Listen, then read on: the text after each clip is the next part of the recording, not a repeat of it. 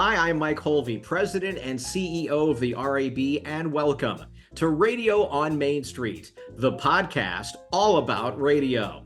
Well, our series that we recorded at the NAB Show in Las Vegas is coming to an end.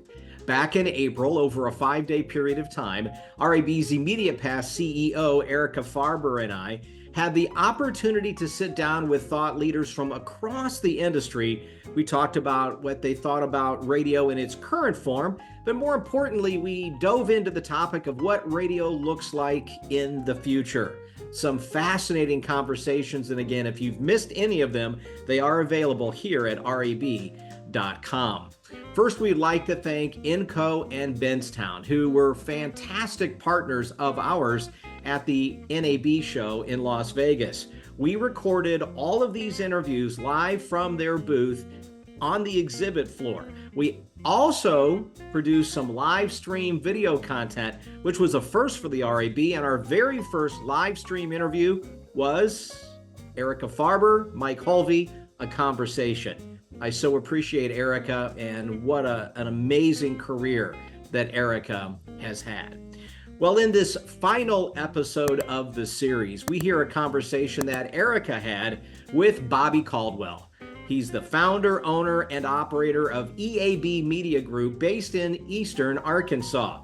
Now, besides being the snappiest dresser in all of broadcasting, Bobby is a strong local radio broadcaster who is committed to the communities that his company serves. He is so focused on advertising success, and with his conversation, it is a fitting end to the series. Well, Bobby, thank you for stopping by Radio on Main Street. And as I always say over the years, one of the best dressed broadcasters in the business. You are dialed, my friend. Well, thank you. This is one of my hobbies. I don't have many hobbies. I don't hunt and fish anymore, but I enjoy working and clothes. Yeah. Well, you wear them well. Well, thank you. So, Bobby, tell us a little bit about how you started this company. Okay. All right. Because I can't imagine I don't remember a time when you didn't own radio stations. Okay. Of course, I started in the radio business working at the campus radio station at Arkansas State University in Jonesboro, KASU. And I had the sign-on shift. It was a 3,000-watt educational station, and sign-on was 12 noon. Oh, gosh.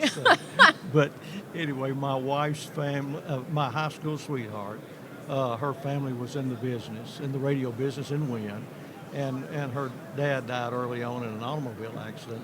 There were no males in the family, and so I said, well, I'll try it, and if we can make it work, great, and if we can't, then I'll move on to something else. Right. And I had a great relationship with my mother-in-law. Mm-hmm. We had a personal relationship, we had a business relationship, and basically eventually had a management contract on the station. Eventually purchased the AM and FM in Wynn at fair market value because of their other siblings. And then I enjoy the business, and I've started buying radio stations, and 50 plus years is where we are. And you're still going strong. Well, I enjoy the business, I really do. I do a morning show on an oldies station, a 60s-based oldies station, and it gets trying at times, but I still enjoy it. As long as I am mentally and physically able to do it, I want to do it. That is fantastic. And how many stations are you up to now? We have 40 full-powered stations. Wow. And 20 translators for a total of 60 signals, and they're all in Arkansas. So how's business this year? Our business is pretty good. Mm-hmm. We're down at a couple of markets, but overall, our business is very stable. I think the key to our business is being local. Right. And that's what we do. Mm-hmm. And it's all about local information. Well, and you must know everybody in your communities as well. I mean, the relationships must be deep. They are. And that is the key to longevity will get you a lot of places. Right. And we do develop those relationships. And I manage the cluster in Wynn, is where I'm my hometown. And we have an early morning talk show, 2 hours, hosted by three of our staff members, and we invite people to come in. If you've got a project, whatever it is, some people they're walking off the street, and we'll put them on the air. The school superintendents come out once a month after their meeting and report.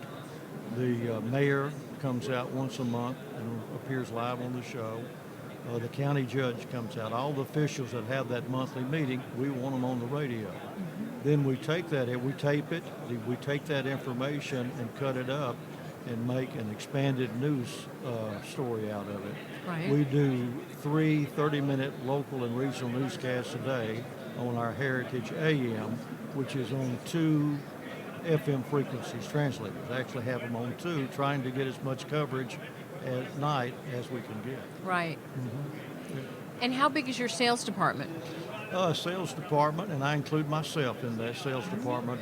There's 3 of us. I have a sales manager and an account executive. Mm-hmm. Then we do, I have a telemarketing lady that does our telemarketing on a monthly basis, Right. on a commission-only basis. But really, all of our staff are salespeople. Basically, I heard an interview with you other day, and it talks about what you create with inside the radio station with the staff. We try to hire people with good hearts, and we can teach them radio. And we want that longevity. We don't want turnover. Turnover, as you know, costs you a lot of money. Sure does. And it's a lot easier to keep the people that you have than it is to lose them and try to hire somebody new. We hear a lot about recruitment and retention, and that seems to be a big issue, especially since COVID. Are you having any of those issues, and what are you doing from a recruitment standpoint? We are, Erica. We have. It's difficult today to get younger people to move to smaller markets. They want to move to the larger markets? Yeah. The more glamorous and everything. But we try to convince them that there's an opportunity there in the radio business and with a company that don't want the turnover, and that you can advance in the radio business and with your career. What we're doing, trying to overcome some of that, is we have a wonderful morning show in Jonesboro, our early morning show on our class 100,000 watt station. We're taking that show and putting it in other markets within Arkansas. Interesting. But we're taking that show, it's the entertainment part of it, and putting it in individual markets. But then we're taking the local information from those individual markets and putting it around those. So are you repurposing the content, or are you running the content live? They are recording it. So you're live, repurposing, yeah. Yeah, but it's all, they'll record it and then send it down and we'll air it. Right. It's a little bit more difficult to tie them all together. Wow. And do it simultaneously. But it's almost instantly, not quite, but it's not the within 4 or 5 minutes, it's on the other markets. What are some of the challenges you face as a local broadcaster today, Bobby? It is the recruitment of salespeople, of the talent, as I said earlier. A little hard to get younger people to move to the smaller towns. But regulatory agencies that we're under, I try to contract as much of that out as I can, but you can only do so much, and it's becoming a burdensome for all the reporting and the paperwork. It is. But as you say, you're still very bullish on the business. I am. I think a few things. One thing that everything that we've done has been startups, move-ins, upgrades. A lot of the stuff that we purchased over the years did not have cash flow, and so we had to run them pretty tight. And but you hire one of the first people that we'll hire when we go into a new market is a news director, It's that local information Wow. that people can get their music anywhere that they want, but it's that local information that they want, and they can only get it in one place. And we've got to provide that to them. I think people will go for the content that they want. They'll go wherever that content is. And we're still, our AMs, we have several AM stations, but we do have them on translators. And so that's working well for us. We can put that, we take those interviews that we do, make the news story out of them, and then we can put that on those AMs on a longer form. Take the shorter form of it and put it on our FMs. Yeah. That's fantastic. You know, on the national side, there's so many misperceptions of radio today.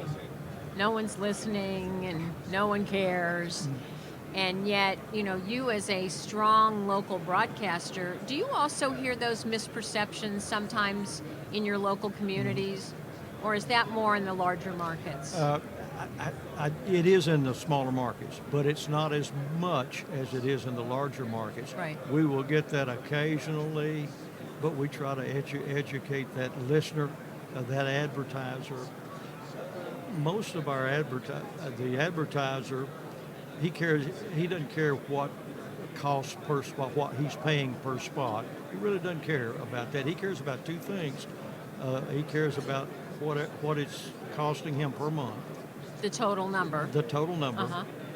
And then the other thing is if he's getting results or not. Right. And if he's getting results. And he's measuring results by the cash register ringing? Correct. Yeah. Correct. Our deal is that advertiser has product or service. We have the listener. We've just got to mesh those two together. It's going to work. And if it doesn't, two things has happened. They've done something wrong or we've done something wrong.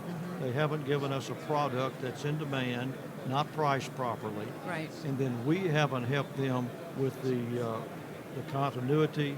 We haven't scheduled it properly, or maybe we didn't sell them enough advertising. But again, if you're doing what you're supposed to be doing in local communities, you've got the listener, they've got the products and services, just meshing those together and monitoring to make sure that it works. And if it doesn't work, as I said, something's wrong. We can make it work, and we want to make it work. We want them to make that payment to the radio station for their advertising, just like they do their power bill, their water bill, their utility bills. We want to be a part of that. Those core core costs. Yeah, and we work on 12-month business. We want that 12-month business. We've got to have that because we don't have the personnel or the time to go back and try to resell it every time. We don't do it. And what are the digital efforts going on within your company? Okay. We think that is a big part of what we're doing. Friday nights, we do 22 high school football games, and we have the rights to 2/3 of that. We don't have them all. We're working toward that. But the live video streaming of the football game in conjunction with the radio broadcast, the two of them together. Right. We have purchased 2 newspapers. The newspapers were out of business. We purchased the local newspapers, and made them digital only. Are they? It's daily. Yes, they are. They are dailies. Yes. Right. We try to update that paper with about 5 or 6 new stories every day. Right. We've got the basic newspaper, and then we'll send out headlines once a day, about 3 o'clock in the afternoon. It's a new experience for us. We're learning how to sell it. And are these digital paid subscriptions, or are you advertiser supported only? Okay. We are not charging a subscription. It is a free subscription. We just went online with one in Wynn. It's been about 3 months ago, and we have over 1,200 subscribers. That's great. At this point. And we can promote it on the radio. We can promote the radio in the newspaper. But digital is a big part of what we are going to do. It's part of what we're doing. It's becoming a bigger part. And you put the two together, if you've got a digital only, it makes it a little harder. you got radio. We know the challenges, but you put the two together, do the cross promotion. And are you using one website or multiple websites?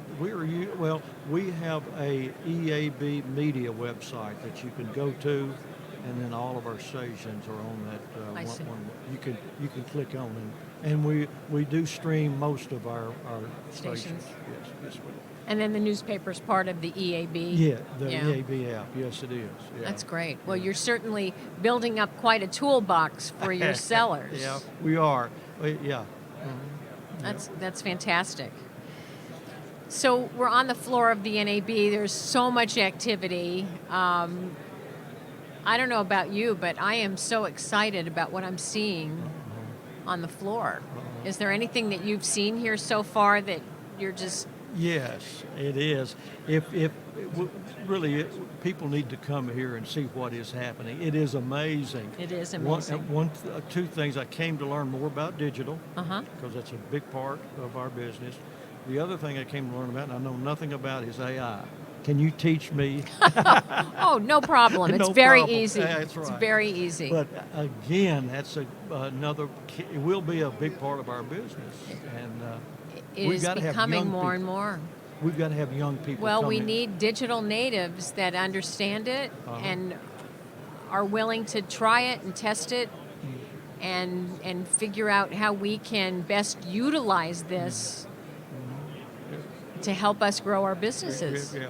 And I am still bullish on the radio business. Mm-hmm. You take the smaller and medium market stations that are operators, Yes. and they're not speculators, they're doing pretty good. Oh, I like that. Operators and speculators. Yeah, we're operators, we're not speculators. Yeah. I've never heard it said that way, but I like it. Okay. So what's next for the company? Are you continuing to grow?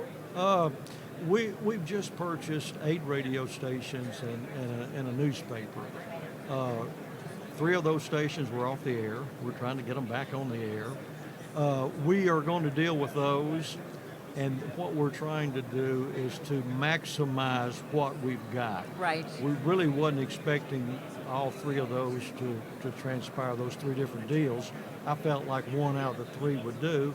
And they all came through. They all came through. They did. So we're dealing with it. But we just want to maximize what we've got. Right. We think we've got a great footprint. We're in some wonderful markets. They're all small markets, but that's what we do, and that's what we want to continue to do. Well, as I like to say, there are no small markets. There are strong local markets. Well, I hadn't heard it put that way, Erica, but you're right. You know, right. Individually, our footprint, these stations, some of them could not make it on their own. We've actually put some stations back on. right.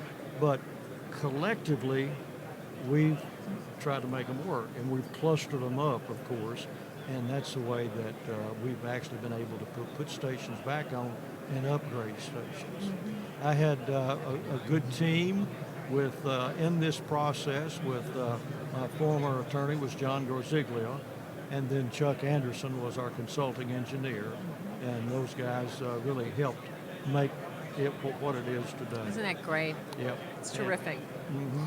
And I also had a good banker. That's the thing.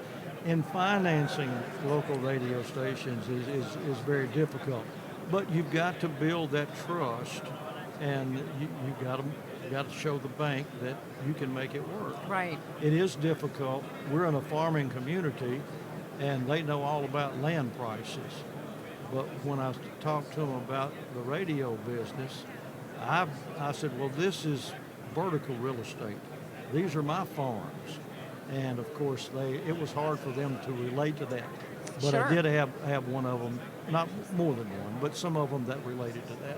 And we were able to borrow the money and continue to borrow money to keep it going. Well, obviously, you've been paying them back, Uh, which is why they allow you to borrow the money. That's right. They don't want radio stations. They just want their money back. Absolutely. Yeah.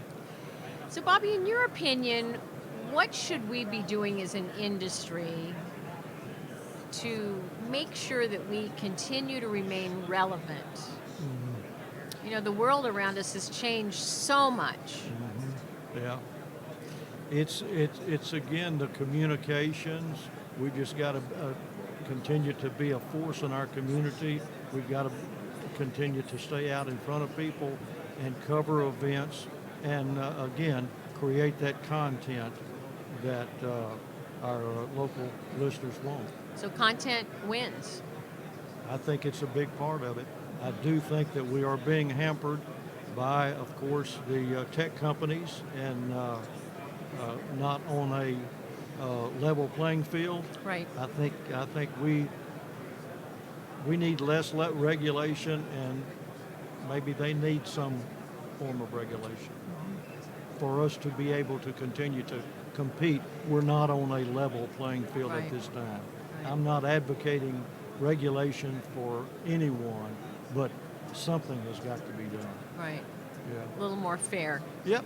Mm-hmm. Well, my mom told us. I come from a large family, and we'd get in a situation, and she'd say, "Well, that's not fair. You shouldn't do that." Well, that's fair. Go do that. Fair, I think, is a big word. you don't hear it very often. We don't. No.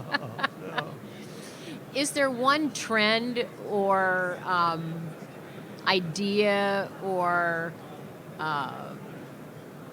project that you're working with that you're most excited about for the future? Within our company, what we're doing, because of our footprint and where we are, we have created, and this is old line stuff, but we've created a state news network. Oh, great. There was not one. We've created one within our own company, honed the skills, and then we offer it to outside affiliates. We have 79 affiliates on that state news network. We have developed an ag network. When we put our ag network on within our own company, there were 3 in the state. Now we're the only ones. And we offer that to outside affiliates, and we have 79, I think, on that. And do you monetize both of those networks? Yes, ma'am, we do. Yeah. And does that have its own sales force, or is everyone involved in that? No. Now, everyone has access to that. All of our salespeople that want to do it. Some of them sometimes think about just this market, and it's hard to get them to see the bigger picture. Right. And we do a lot of multi-station sales. They don't buy the whole network, but they can pick and choose. We'll let them, that advertiser, whatever fits their footprint, Oh, wow. we let them pick and choose the stations that they want. And so it's the network or the multi-station sales that we do. And then we have a sports network also. We have the rights to Arkansas State University, all of their sports, in conjunction with Learfield. We have a partnership with ASU, Learfield, and EAB, and we produce all of their broadcasts for their football, Wow. men's and women's basketball, and baseball. And again, they have access. When we go in to talk to an advertiser, we have multiple things. We just don't have one thing. And with the digital and the newspapers, we're going to have even more to offer that. We're becoming more of a advertising consultant, which we should always have been in the radio business, but we're becoming more of that work. Sounds like you definitely have a full suite of opportunities available to you. Bobby, as you know, at the RAB, we have a campaign that radio works and radio matters. If you could finish the sentence, radio works because? Radio works because radio works because it works. And radio matters because? Because radio matters. That was easy. All right, my last question before I let you go. Okay. You're in charge of our entire industry. If you could get all of us to just do one thing, all of us at the same time or all the time, what would that one thing or one piece of advice that you could give all of us that you would like us to do? Boy, that's a hard question. There are multiple things, but the one thing. One or two. Okay. We've just got to continue to be relevant, and however that is. I don't know that I can't come up with just one thing, but we've got to continue to be relevant to our listeners and advertisers. I had helped you a lot. Thank you. Okay, I so appreciate you stopping by. Okay, well, I appreciate you. I want you to know that congratulations on your next endeavor. I'm sure it's not retirement completely. Thank you. And I appreciate what you've done for our industry, and I'm looking forward to your continued participation in whatever you decide to do. Thank you so much. Thank you. As we reflect back on this episode and the entire NAB Show series, I am excited for what we heard from Bobby and all of our thoughtful leaders who were interviewed during this series. One, they are all bullish on radio. They're guided by the same North Star, which is serving their communities, serving their listeners and advertisers, and above all, staying curious and continuing to embrace innovation for radio's bright future ahead. If you'd like to learn more about radio and its many benefits, we invite you to visit us at rab.com, or you can email us directly at askrab@rab.com. Until next time, it's Radio on Main Street.